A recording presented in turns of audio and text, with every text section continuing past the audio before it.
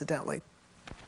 I mean, if there's a listener-supported radio station, that means that people can get daily, every day, a different way of looking at the world, not just what the corporate media want you to see, but a different picture, a different understanding. Not only can you hear it, but you can participate in it. You can add your own thoughts, and you can learn something, and so on. Well, that's the way people become human, That's the way you become human participants in a social and political system. Hello, I'm Ed Robinson, and this is Non-Corporate News. What is non-corporate news, and why is it necessary? I didn't want to just show another film at a library or something. I wanted to make my own statement. I thought it'd be more fun to do, and perhaps I could get other people involved in a project besides showing a film. We could make a film or a video. The local cable station's hooked up to 3 communities: Lynn, Swampscott, and Salem. So that's 30,000 people, or 30,000 homes, I'm not sure, but I'm sure a lot of people will see it, and it'll be the kind of people who don't go out to see a film. It'll go right into their houses, so if they're flipping through the channels, they might be able to get a completely new idea of the world.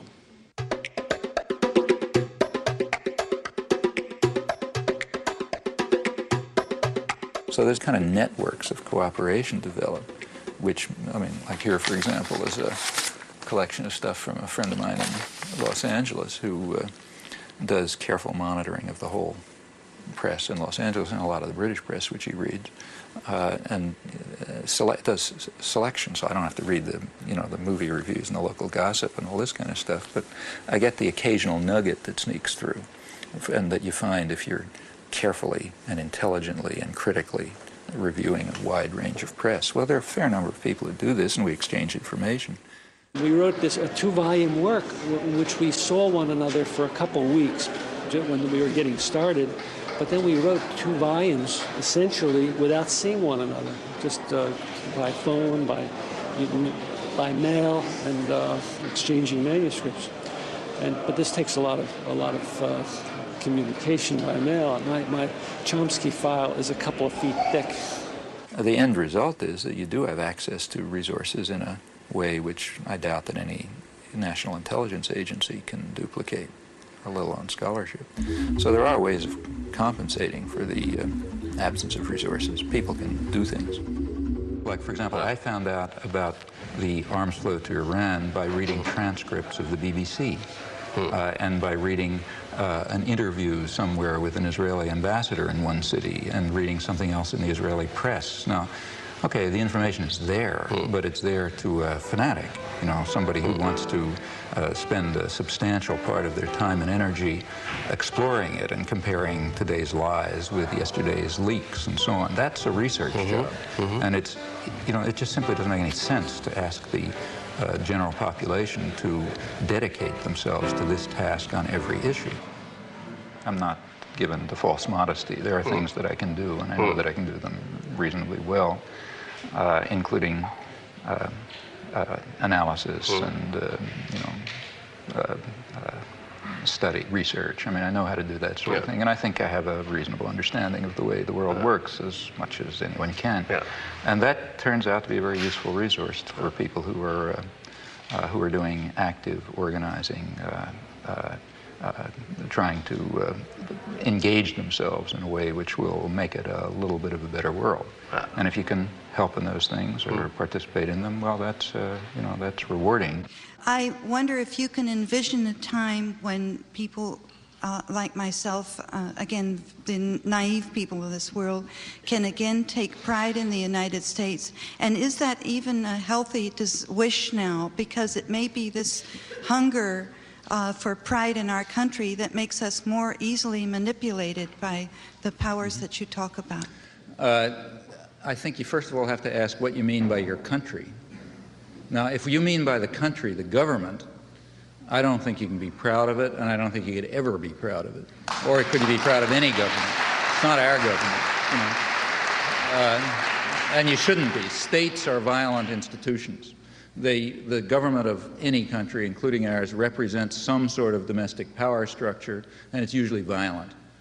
States are violent to the extent that they're powerful. That's roughly accurate. You look at American history, it's nothing to write home about. You know, why are we here? We're here because, say, some 10 million Native Americans were wiped out. That's not very pretty. Until the 1960s, it was still cowboys and Indians. In the 1970s, for the first time, really, it became possible even for scholarship to try to deal with the facts as they were. For example, to deal with the fact that the Native American population was far higher than had been claimed, millions higher, maybe as many as 10 million higher than had been claimed, and that they had an advanced civilization, and that there was something akin to genocide that took place. Now, we went through 200 years of our history without facing that fact. One of the effects of the 1960s is it's possible to at least begin to come to think about the facts. Well, that's an advance.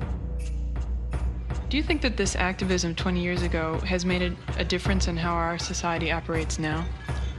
It has not changed the institutions and the way they function, but it has led to very significant cultural changes. Remember, these movements of the 60s expanded in the 70s and expanded further in the 80s, and they reached into other parts of the society and different issues. A lot of things that seemed outrageous in the 60s are taken for granted today. So, for example, take the feminist movement, for example, which barely began to exist in the 60s. Now it's part of general consciousness and awareness. The ecological movements began in the 70s. The third world solidarity movements were very limited in the 60s. It was really Vietnam. And in the 60s also it was a student movement, as you say. Now it's not. Now it's mainstream America.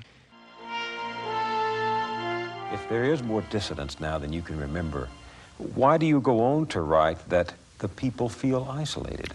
Because I think much of the general population recognizes that the organized institutions do not reflect their concerns and interests and needs. They do not feel that they participate meaningfully in the political system. They do not feel that the media are telling them the truth or even reflect their concerns.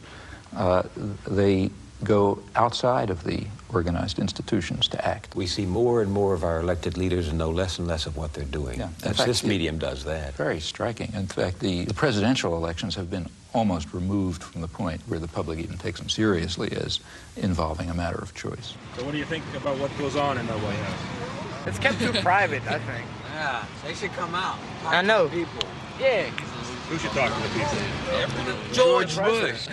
Well, it means that the political system increasingly functions without public input. It means to an increasing extent, not only do people not ratify decisions presented to them, but they don't even take the trouble of ratifying them. They assume that the decisions are going on independently of what they may do in the polling booth. Ratification would be what? Well, ratification would mean a system in which there are two positions presented to me, the voter. I go into the polling booth and I push one or another button depending on which of those positions I want. That's a very limited form of democracy. Really meaningful democracy would mean that I play a role in forming those decisions and creating those positions. And that would be real democracy. That's not We're happening. very far from that. But we're even departing from the point where there is ratification. When you have stage-managed elections with the public relations industry determining what words come out of people's mouth, candidates decide what to say on the basis of tests that determine what the effect will be across the population. Somehow people don't see how profoundly contemptuous that is of democracy.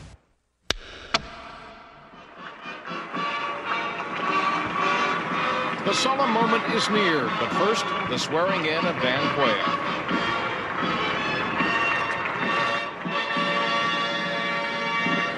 Please move to your seats. For the first time in this century, for the first time in perhaps all history, man does not have to invent a system by which to live. We don't have to talk late into the night about which form of government is better. We don't have to wrest justice from the king. We only have to summon it from within ourselves. This is a time when the future seems a door you could walk right through into a room called tomorrow. Great nations of the world are moving toward democracy through the door to freedom. Here come the planes. Agitate for free expression and free thought. We know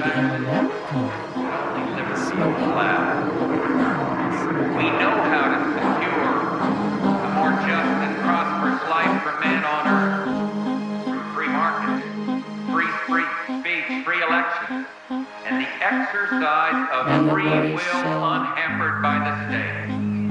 I've spoken of 1,000 points of light, of all the community organizations that are spread like stars throughout the nation doing good. To the world, too, we offer new engagement and a renewed vow. We will stay strong to protect the peace. The offered hand, the reluctant fist. America is never wholly herself unless she is engaged in high moral principles. We as a people have such a purpose today. It is to make kinder the face of the nation and gentler the face of the world.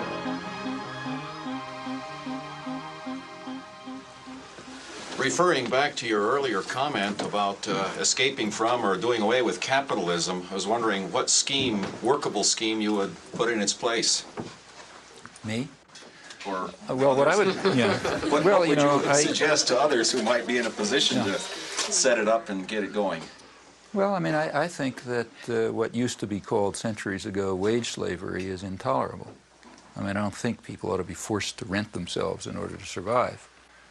I think that the economic institutions ought to be run democratically by their participants, by the communities in which they exist, and so on. And I think basically through various kinds of free association. Historically, have there been any sustained examples on any substantial scale of societies which approximated to the anarchist ideal? There are small societies, small in number, that have, I think, done so quite well, and there are a few examples of large-scale libertarian revolutions which were largely anarchist in their structure. As to the first, small societies extending over a long period, I myself think the most dramatic example is perhaps the Israeli kibbutzim, which for a long period, may or may not be true today, really were constructed on anarchist principles, that is, of direct worker control, integration of agriculture, industry, service, personal life on an egalitarian basis with direct and, in fact, quite active participation in self-management, and were, I should think, extraordinarily successful.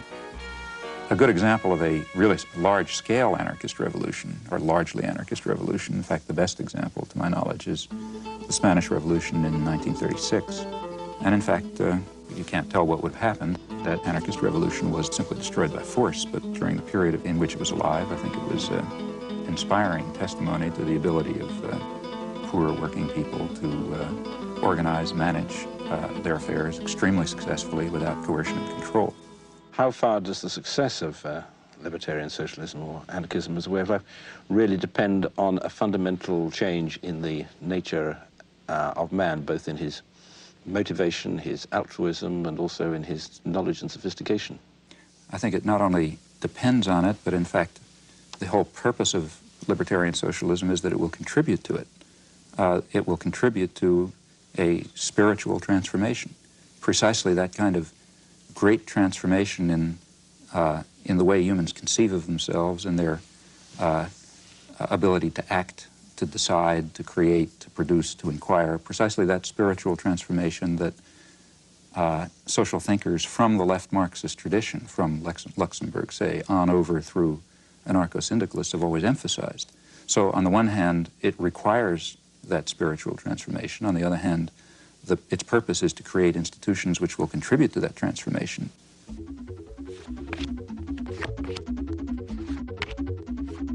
You've written that in looking at contributions of gifted thinkers, one must make sure to understand their contributions, but also to eliminate the errors in them.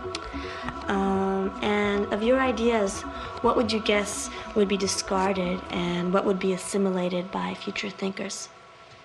Well, I mean, I would assume virtually everything would be discarded. For example, in here we have to distinguish. I mean, the work that I do in my professional area, I mean, if I still believed what I believed 10 years ago, I'd assume the field is dead. So I assume that when next time you read a student's paper, you're going to see something that has to be changed, and you continue to make progress. In dealing with social and political issues, in my view, what is at all understood is pretty straightforward. I don't think that there may be deep and complicated things, but if so, they're not understood. The basic ways, to the extent that we understand society at all, it's pretty straightforward. And I don't think that those simple understandings are likely to undergo much change. The point is that you have to work. And that's why the propaganda system is so successful. Very few people are going to have the time or the energy or the commitment to carry out the constant battle that's required to get outside of, McNeil Lehrer or Dan Rather or somebody like that. The easy thing to do, you come home from work, you're tired, you've had a busy day, you're not going to spend the evening carrying out a research project. So you turn on the tube and say, it's probably right. Or you look at the headlines in the paper and then you watch the sports or something. And that's basically the way the system of indoctrination works. Sure, the other stuff is there, but you're going to have to work to find it. Modern industrial civilization has developed within a certain system of convenient myths. The driving force of modern industrial civilization has been individual material gain, which is accepted as legitimate, even praiseworthy, on the grounds that private vices yield public benefits in the classic formulation. Now, it's long been understood very well that a society that is based on this principle will destroy itself in time. It can only persist with whatever suffering and injustice it entails, as long as it's possible to pretend that the destructive forces that humans create are limited, that the world is an infinite resource, and that the world is an infinite garbage can. At this stage of history, either one of two things is possible. Either the general population will take control of its own destiny and will concern itself with community interests, guided by values of solidarity and sympathy and concern for others, or alternatively, there will be no destiny for anyone to control.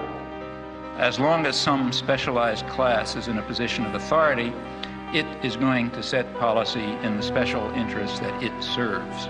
But the conditions of survival, let alone justice, require rational social planning in the interests of the community as a whole, and by now that means the global community.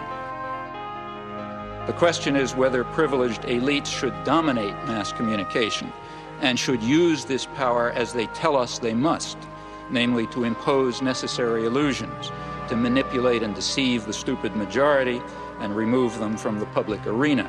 The question in brief is whether democracy and freedom are values to be preserved or threats to be avoided. In this possibly terminal phase of human existence, democracy and freedom are more than values to be treasured. They may well be essential to survival. Thank you.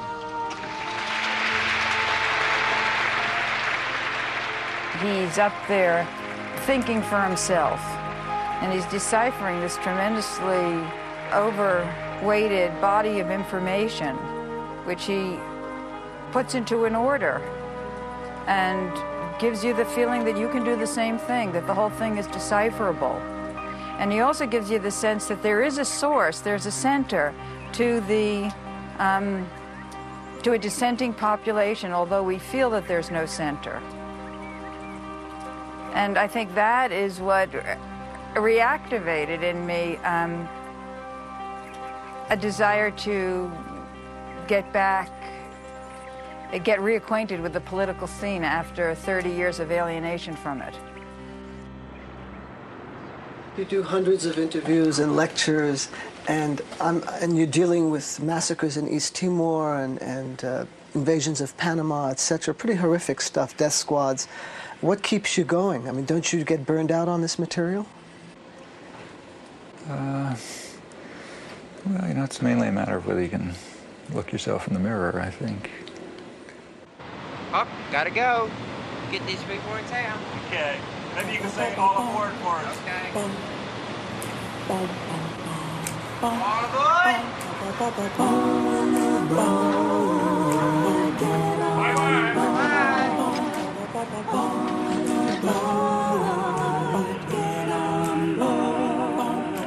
There's a train coming somewhere down the track.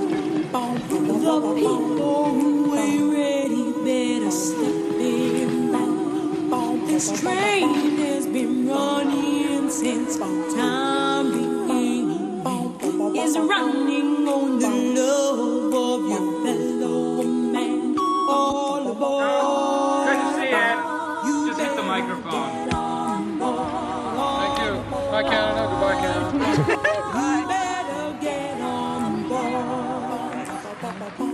I think I've gone past the hour that you agreed to. Can I get the introduction? You said that he's from Harvard. Oh, I heard that. Yeah. Oh, yes, that's true, yeah. We'll bleep it.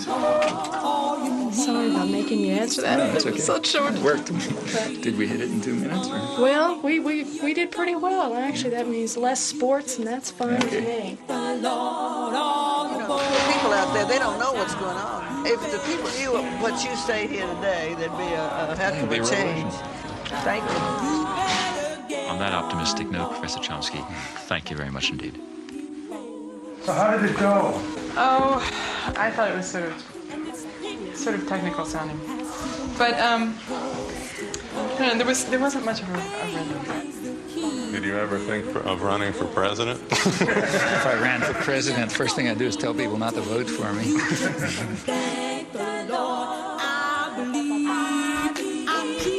This guy's got to go home. He really does. Yeah. And people still believe that the Celtics Boston are the world champion. Thanks.